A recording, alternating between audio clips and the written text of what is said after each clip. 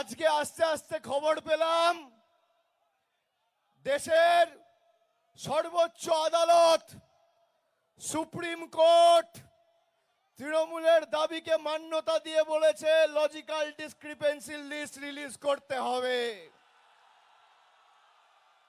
শুধু তাই নয়, ওরাল আর্গুমেন্ট চলাকালীন আমি যতটুকু শুনেছি বিচারপতিরাও বলেছেন বিএলএ টুরা হিয়ারিং এ থাকবে।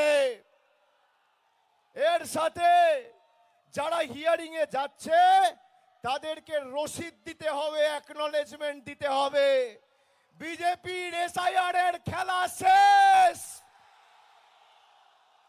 আজকে আস্তে আস্তে যে খবর পেলাম 1 কোটি মানুষকে বেছে বেছে যারা ভোটার তালিকা থেকে বাদ দেব বলেছিল, এই জয় মামাটি মানুষের, এই জয় খেটে খাওয়া মানুষের, এই জয় বাংলার, যারা বাংলার মানুষকে খালি ভাতে মেরে চুপ করে বসে থাকেনি, আমাদের মৌলিক অধিকার ভোটাধিকার কেড়ে নিতে চেয়েছে, তাদের দু গালে দুটো কষিয়ে থাপ্পড় মেরেছে দেশের সর্বোচ্চ আদালত।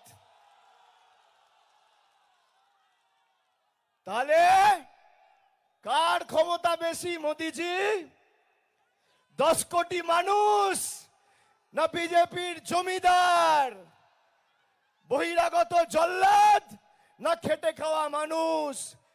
আজকে কোর্টে হারালাম, এপ্রিলে ভোটে হারাবো। তৈরি থাকো।